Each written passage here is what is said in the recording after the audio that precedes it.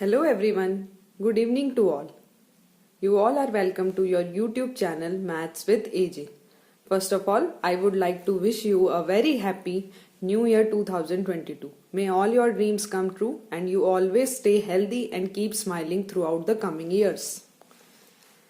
तो चलो आज अपन अपना जो टॉपिक छूटा हुआ है उसी को कंप्लीट करेंगे। हमने प्रोबेबिलिटी में सैंपल स्पेस कैसे फाइंड करते हैं उसके बारे में पढ़ा था and different type of events के बारे में पढ़ा था कि इवेंट क्या होते हैं और डिफरेंट टाइप्स ऑफ इवेंट क्या होते हैं। आज की इस क्लास में हम अलजेब्रा ऑफ इवेंट्स डिस्कस करेंगे। जैसे कि आपने सेट चैप्टर में ऑपरेशंस पढ़े थे कि दो सेट्स को हम कैसे कंबाइन कर सकते हैं, मींस कैसे उसका यूनियन, इंटरसेक्शन, कॉम्प्लीमेंट, ए माइनस बी सब चीजें फाइंड कर सकते हैं। वैसे ही हम उन ऑपरेशंस को या फिर सेम रूल को हम इवेंट्स पे अप्लाई करने का देखेंगे कि कैसे हम अप्लाई कर सकते हैं। स्टार्ट करेंगे तो सबसे पहला जो अपना है वो है कॉम्प्लीमेंट्री इवेंट। कि हम कॉम्प्लीमेंट्री इवेंट किसको कहते हैं। हम यहाँ पे मान के चलते हैं कि हमारे पास एक एक्सपेरिमेंट है और उससे जो एसोसिएटेड सैंपल स्पेस है उसको हमने एस से डिनोट किया है और ए कोई भी इवेंट है उस रैंडम एक्सपेरिमेंट का। यहाँ पे हमने मेंशन भी किया है, suppose S is the sample space associated with an experiment and A B the event associated with it. तो कॉम्प्लीमेंट्री इवेंट किसको कहेंगे। For every event A there corresponds another event A dash called as the complement event to A.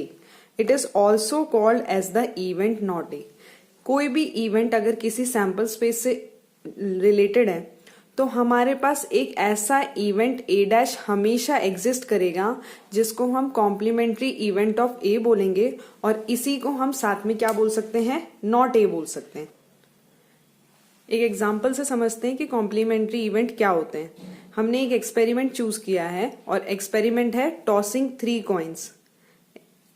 तो इसका जो associated sample space है वो आपके सामने है, आपको दिखाई दे रहा है और आप इजीली उसको फाइंड भी कर सकते हो। हमने यहाँ पे एक इवेंट ए कंसीडर किया है। A B the event only one tail appears, means A में वो सैंपल पॉइंट्स आने चाहिए जिसमें सिर्फ और सिर्फ एक टेल हो। तो हमने यहाँ पे ए लिख दिया, head tail head, head head tail and tail head head. तो ये ए इवेंट हो गया। हमें क्या निकालना है, कॉम्प्लीमेंट्री इवेंट निकालना है ए का, दैट इज हमें निकालना है ए डैश या फिर जिसको हम बोल सकते हैं नॉट ए। तो कॉम्प्लीमेंट्री किसी भी इवेंट का कॉम्प्लीमेंट्री इवेंट का मतलब होता है वो उन सारे सैंपल पॉइंट्स का सेट जो कि ए में नहीं होने चाहिए पर एस में हो।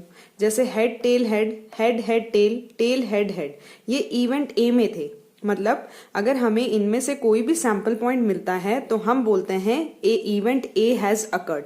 लेकिन अगर इनके अलावा कोई भी अगर हमें सैंपल पॉइंट मिलेगा तो हम बोलेंगे event not A has occurred because our event A was the event only one tail appears. तो इन तीनों सैंपल पॉइंट्स के अलावा अगर कोई भी सैंपल पॉइंट हमारे पास आता है रैंडम एक्सपेरिमेंट में तब हम बोलेंगे event not A has occurred. और जो भी सैंपल पॉइंट नॉट ए में होंगे उसी को हम कॉम्प्लीमेंट ऑफ ए कहते हैं। तो इन शॉर्ट अगर हम बात करें कि ए कॉम्प्लीमेंट क्या होता है या नॉट ए क्या होता है तो हम सिंपली लिख सकते हैं sample space minus the event ए। इसी चीज को हमें सेट बिल्डर फॉर्म में लिखना है तो हम क्या लिख सकते हैं कि ए कॉम्प्लीमेंट में हमारे कौन से सैंपल पॉइंट आ जाएंगे, हमारे वो सारे सैंपल पॉइंट आ जाएंगे सच दैट कि जो ओमेगा है वो किस में बिलोंग करे, एस में बिलोंग करे and omega should not belong to A at the same time, जिसको मैंने आप यहाँ पे शॉर्ट में लिखा था that is S minus A. मतलब अगर हमें इस फॉर्म में लिखना है तो हम लिख सकते हैं collection of all the sample points omega such that omega belongs to S and omega does not belong to the set A that is S minus A. तो जो भी सैंपल पॉइंट ए में आ रहे हैं सैंपल स्पेस में से वो sample point remove करने के बाद हमें जो मिलेगा वो हमें किसी भी इवेंट ए का क्या देगा, कॉम्प्लीमेंट देगा, means event not A has occurred. चलो अब नेक्स्ट पे चलते हैं। तो नेक्स्ट जो है वो है हमारा द इवेंट ए और बी। किसको बोलेंगे ए और B. When the sets A and B are two events associated with the sample space, then A union B is the event either A or B or both. मतलब event A और B में क्या आएगा, या तो ए के elements या B के एलिमेंट्स या जो दोनों में कॉमन एलिमेंट्स हो वो सब मिला के कौन सा इवेंट बनेगा, इवेंट ए और B. The event A union B is also called as A और बी। याद करो सेट्स चैप्टर में हमने पढ़ा था कि अगर हमारे पास दो सेट्स होंगे ए और बी, तो उन दोनों का जो यूनियन होता है उसको हम डिनोट करते हैं ए यूनियन बी से। और वो क्या होते हैं, ए यूनियन बी में वो सारे एलिमेंट्स आ जाते हैं जो या तो ए में होते हैं या फिर बी में होते हैं या फिर वो दोनों में कॉमन होते हैं। तो हम क्या लिख सकते हैं यहाँ से कि इवेंट ए और B is equal to A union B and it is the collection of all those sample points which belongs to A और ईदर बिलोंग्स टू बी। या तो वो ए में होना चाहिए या वो बी में होना चाहिए। हो सकता है कि कोई ऐसा एलिमेंट होगा जो दोनों में कॉमन हो जाएगा, तो जो कॉमन एलिमेंट होगा उसको हम सिर्फ एक बार कंसिडर करेंगे। एक एग्जाम्पल लेके समझते हैं कि इवेंट ए और बी क्या होता है। एक्सपेरिमेंट हमने लिया रोलिंग अ डाई। तो सैंपल स्पेस की बात करें तो सैंपल स्पेस आपको सबको पता है कि ये होता है। हमने ए बी इवेंट माना गेटिंग अ प्राइम नंबर। तो अगर गेटिंग अ प्राइम नंबर है तो इसमें से प्राइम नंबर है 2, 3 एंड 5। तो ए इवेंट में जो हमारे सैंपल पॉइंट्स आए वो आए 2, 3, 5।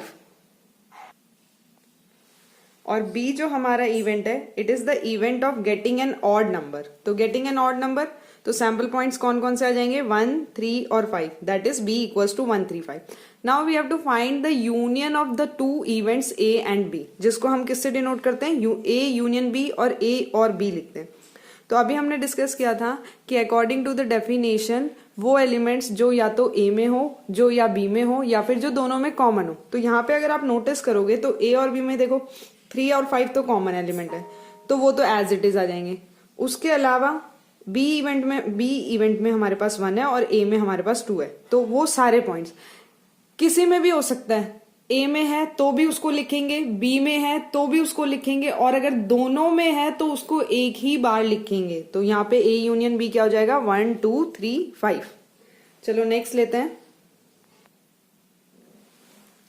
नेक्स्ट जो है वो है the event A and B. Event A और बी क्या होता है, सेट्स में याद करो, intersection of two sets A intersection B is the set of those elements which are common to both A and B, that is which belongs to both A and B. किन्हीं भी दो sets के intersection में वो elements आते हैं जो ए में भी प्रेजेंट हो और जो बी में भी प्रेजेंट हो, मतलब दोनों उस एलिमेंट का ए में और बी में प्रेजेंट होना जरूरी है। तो सेम वे इवेंट्स का इंटरसेक्शन क्या हो जाएगा, if A and B are two events then the set A intersection B denotes the event A and B. Word से भी समझ में आ रहा है यहाँ पे, एंड मीन्स जो ए में भी होना चाहिए और बी में भी होना चाहिए। तो सेट बिल्डर फॉर्म में हम कैसे लिख सकते हैं, the event A intersection B will contain all those sample point which belongs to A and which belongs to B. मतलब उन्हीं सभी ओमेगा का कलेक्शन होगा जो ए में भी बिलोंग करते हैं और बी में भी बिलोंग करते हैं। सेम एग्जाम्पल लेंगे, that is the experiment of rolling a die. Associated sample space है, ए जो हमारा इवेंट है वो है गेटिंग अ प्राइम नंबर। तो ए में जो एलिमेंट्स हैं वो है 2, 3 और 5, इनको हम क्या बोलते हैं, सैंपल पॉइंट्स। और बी जो हमारा इवेंट है that is getting an odd number. तो बी में जो हमारे एलिमेंट्स आ जाएंगे वो होंगे 1, 3, 5। हमें निकालना है ए इंटरसेक्शन बी, मतलब वो एलिमेंट्स जो ए में भी होने चाहिए और जो बी में भी होने चाहिए। तो ए में कौन कौन से हैं 3 और 5, और बी में भी कॉमन है 3 और 5। तो ये दोनों जो आएंगे वो ए इंटरसेक्शन बी में आ जाएंगे, मतलब जिनका दोनों में होना जरूरी है। नेक्स्ट जो हमारा है वो है the event A but not be. तो वही चीजें रिकॉल कर लो सेट वाली कि ए माइनस बी क्या होता है, A minus B is the set of all those elements which are in A but not in B। मतलब A but not B का मतलब है वो सारे एलिमेंट्स जो A में तो होने चाहिए लेकिन वो B में नहीं होने चाहिए। The set A minus B denotes the event A but not B। तो हम क्या लिख सकते हैं कि A माइनस बी को ही हम बोलते हैं A but not B। और हमें एक चीज और पता है कि A माइनस बी जो होता है वो किसके इक्वल होता है, A इंटरसेक्शन B कॉम्प्लीमेंट। मतलब B का जो भी कॉम्प्लीमेंट होगा उसका अगर हम A के साथ इंटरसेक्शन लेंगे तो हमें A माइनस बी ही मिलेगा। एक एग्जाम्पल लेते हैं, सेम एग्जाम्पल को मैं कंसिडर कर रही हूँ, rolling a die. Sample space है, ए जो हमारा सेट था वो था गेटिंग अ प्राइम नंबर और बी जो हमारा सेट था वो था गेटिंग एन ऑड नंबर। तो ए में 2, 3, 5 है और बी में 1, 3, 5 है। अब हमें यहाँ पे निकालना है ए बट नॉट बी। तो ए बट नॉट बी में मतलब ए माइनस बी। यहाँ से आपको पता चल रहा है वो एलिमेंट्स जो ए में तो हों लेकिन बी में नहीं हो। तो जब आप यहाँ से ऑब्जर्व करोगे तो देखो 2 ए में बिलोंग करता है लेकिन 2 बी में बिलोंग नहीं करता। तो ए माइनस बी में क्या हो जाएगा 2। और इसी को अगर हमें सेट बिल्डर फॉर्म में लिखना पड़े तो हम लिख सकते हैं A minus B is collection of all those sample points such that omega belongs to A and at the same time omega should not belong to B. मतलब वो सारे सैंपल पॉइंट जो A में तो बिलोंग करे लेकिन वो B में नहीं बिलोंग करे उसको हम बोलेंगे A माइनस B. तो यहाँ पे हमारा एल्जेब्रा ऑफ इवेंट्स कंप्लीट होता है जिसमें हमने complement of an event, the event A और B means A union B and the event A intersection B which means A intersection B और A but not B that is A minus B के बारे में पढ़ा. अब हमें दो चीजें और पढ़नी है. वो दो चीजें क्या है? एक तो होता है म्यूचुअली एक्सक्लूसिव इवेंट्स किसको बोलते हैं और एक होता है एग्जॉस्टिव इवेंट्स किसको बोलते हैं. तो चलो एक एक करके उनको डिस्कस करते हैं. उसके बाद हमारा इस चैप्टर में जो टॉपिक बचेगा वो बचेगा how to calculate the probability by the axiomatic approach और एक्सियोमेटिक थ्योरी ऑफ प्रोबेबिलिटी. उससे पहले हम ये दोनों टाइप के इवेंट्स डिस्कस कर लेते हैं. ओके चलो, तो सबसे पहले देखते हैं म्यूचुअली एक्सक्लूसिव इवेंट्स क्या होते हैं. एक एग्जांपल से ही इसको समझते हैं. एग्जांपल सेम है, रोलिंग अ डाई, उसका सैंपल स्पेस एसोसिएटेड आपको दिखाई दे रहा है. हमने एक इवेंट कंसीडर किया A that is an odd number appears और एक इवेंट कंसीडर किया B that is an even number appears. आप अगर यहाँ पे नोटिस करो तो A और B जो है इवेंट वो आपको दिख रहा है. A में क्या आ रहे हैं 135 और B में क्या आ रहे हैं 246. तो हम यहाँ से कह सकते हैं कि clearly event A excludes event B and vice versa. मतलब इवेंट A जब अकर हो रहा है तब इवेंट B को एक्सक्लूड कर रहा है और जब इवेंट B अकर हो रहा है तब वो इवेंट A को एक्सक्लूड कर रहा है. कैसे? जब हम ऑड नंबर बोलेंगे तो इवेंट B आएगा और जब हम जब हम ऑड नंबर बोलेंगे तब इवेंट A आएगा और जब हम इवन नंबर बोलेंगे तो इवेंट B आएगा. तो यहाँ से आप देख के बता सकते हो कि A इंटरसेक्शन B में जो है वो कुछ भी कॉमन एलिमेंट नहीं है. कॉमन एलिमेंट नहीं है तो फाई है. ऐसे सेट्स को हम क्या बोलते हैं? हमने सेट्स में पढ़ा था कि जब दो सेट्स के इंटरसेक्शन में कोई भी एलिमेंट नहीं आए या फिर वो एम्प्टी सेट हो, फाई के इक्वल हो, तब हम उन्हें बोलते हैं डिसजॉइंट सेट्स. तो डिसजॉइंट सेट बोलते हैं. क्लियरली यहाँ से हमें दिखाई दे रहा है कि A और B हमारे कैसे हैं? डिसजॉइंट सेट्स हैं. और हमने ऊपर क्या पढ़ा कि इवेंट A जब अकर होता है तब इवेंट B नहीं होता और जब इवेंट B अकर होता है तब इवेंट A नहीं होता. तो हम बोल सकते हैं two events A and B are called mutually exclusive event if the occurrence of any one of them exclude the occurrence of the other event, that is if they cannot occur simultaneously. तो किसी भी random experiment से related हमारे पास दो event हैं जिनके intersection में कोई भी कॉमन एलिमेंट नहीं है. मतलब उनका इंटरसेक्शन जो है वो फाई के इक्वल है और वो दोनों इवेंट्स डिसजॉइंट हैं. तब ऐसे इवेंट्स को हम म्यूचुअली एक्सक्लूसिव इवेंट बोलेंगे कि A के अकर होने पे B अकर नहीं होता और B के अकर होने पे A अकर नहीं होता. मतलब दोनों के दोनों साइमल्टेनियसली अकर नहीं होने चाहिए और दोनों में कोई भी कॉमन सैंपल पॉइंट नहीं होना चाहिए. नेक्स्ट आते हैं एग्जॉस्टिव इवेंट्स पे कि एग्जॉस्टिव इवेंट क्या होते हैं. सेम एक एग्जांपल कंसीडर करते हैं. Experiment of rolling a die, sample space है. अब हमने यहाँ पे तीन सेट्स डिफाइन किए या तीन इवेंट्स डिफाइन किए. तो जो हमारा पहला इवेंट है A, उसमें लिखा है a number less than 4 appears.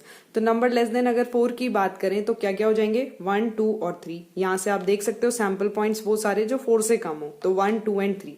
B हमने एक इवेंट कंसीडर किया जिसमें a number greater than 2 but less than 5 appears. एक ऐसा नंबर जो 2 से तो बड़ा होना चाहिए लेकिन 5 से छोटा होना चाहिए. तो इसमें आ गए हमारे 3 और 4. और C जो हमारा इवेंट है वो है a number greater than 4 appears. तो C में ग्रेटर देन 4 में कौन कौन से आ गए? 5 एंड 6. अब अगर आप यहाँ पे ऑब्जर्व करोगे तो जब आप इन तीनों इवेंट्स का यूनियन लोगे, यूनियन में क्या था कि इधर A में बिलोंग करना चाहिए या B में बिलोंग करना चाहिए या फिर C में बिलोंग करना चाहिए या फिर इनमें तीनों में से किसी में, मतलब तीनों में भी बिलोंग कर सकता है जो कॉमन एलिमेंट. तो जब हम इन तीनों का यूनियन लेते हैं तो हमें देखो क्या मिलता है? 1, 2, 3, 4, 5, 6. मतलब पूरा का पूरा सैंपल स्पेस मिल जाता है. तो ऐसे इवेंट्स को हम बोलते हैं एग्जॉस्टिव इवेंट्स. ऐसे इवेंट जिनका यूनियन करने पे पूरा का पूरा सैंपल स्पेस मिल जाए किसी भी रैंडम एक्सपेरिमेंट का, तब हम उन्हें बोलेंगे एग्जॉस्टिव इवेंट्स. तो यहाँ पे A, B और C जो हैं वो एग्जॉस्टिव इवेंट्स है. तो इन जनरल हम क्या बोल सकते हैं कि अगर E1, E2, En n events हैं किसी भी एक सैंपल स्पेस S से रिलेटेड और इन सबका जो यूनियन है, देखो यहाँ पे लिखा हुआ है यूनियन I इक्वल्स टू 1 से n EI, वो अगर हमें सैंपल स्पेस देता है पूरा का पूरा, तब हम इन इवेंट्स को बोलेंगे एग्जॉस्टिव इवेंट्स. तो एग्जॉस्टिव इवेंट क्या होते हैं? जब उनका यूनियन करने पे किसी भी रैंडम एक्सपेरिमेंट का हमें सैंपल स्पेस मिल जाए जिससे रिलेटेड वो इवेंट्स हैं, तब हम उन्हें बोलेंगे एग्जॉस्टिव इवेंट्स। फर्दर एक चीज और नोटिस करना है यहाँ पे, अगर हम इन दोनों में से कोई भी आर्बिटरी पेयर वाइज ले लें, एक मैंने कंसिडर कर लिया EI और एक मैंने कंसिडर कर लिया EJ, तो जब मैंने इन दोनों का इंटरसेक्शन लिया और अगर ये 5 के इक्वल आता है for I not equal to J, I not equal to J का मतलब हो गया सपोज I को 1 लिया तो J की वैल्यू 1 नहीं होगी, 2 होगी। मान लो E1 E2 ले लिया और इन दोनों का इंटरसेक्शन अगर 5 के इक्वल है तो हम इनको बोलते हैं पेयर वाइज डिसजॉइंट। मतलब ये पेयर वाइज भी डिसजॉइंट हो गए। क्या? ये इवेंट्स कौन कौन से इवेंट? ये वाले इवेंट जो हम किसी जनरल एक्सपेरिमेंट के कंसिडर कर रहे हैं, E1 E2 EN, अगर ये पेयर वाइज भी डिसजॉइंट होते हैं और साथ ही इन सबका इंटर यूनियन करने पे, यूनियन I इक्वल्स टू 1 से N EI, अगर हमें सैंपल स्पेस S देता है, तब हम इन्हें बोलते हैं कि E1 E2 EN जो है वो म्यूचुअली एक्सक्लूसिव भी हैं और एग्जॉस्टिव भी हैं। कैसे? अगर ये इवेंट्स पेयर वाइज डिसजॉइंट है, मतलब अगर हम 2 का इंटरसेक्शन ले रहे हैं तो हमें 5 मिल रहा है, फर्दर किसी 2 का लेंगे तो हमें क्या मिलेगा? 5, और इन सब का यूनियन करने पे हमें सैंपल स्पेस पूरा का पूरा मिल रहा है, तो ऐसे इवेंट्स को हम बोलते हैं mutually exclusive and exhaustive events. तो ये टॉपिक हमारा यहीं पे कंप्लीट होता है। अब हमारा इसका लास्ट टॉपिक बचा है which is the axiomatic approach to find the probability of a random experiment और an event associated with the random experiment. तो आपको अगर इससे रिलेटेड कोई भी डाउट हो तो आप मुझे कमेंट सेक्शन में बता सकते हैं। कोई भी क्वेरी हो, कोई भी क्वेश्चन पूछना हो तो बता सकते हैं। Thank you for watching the video.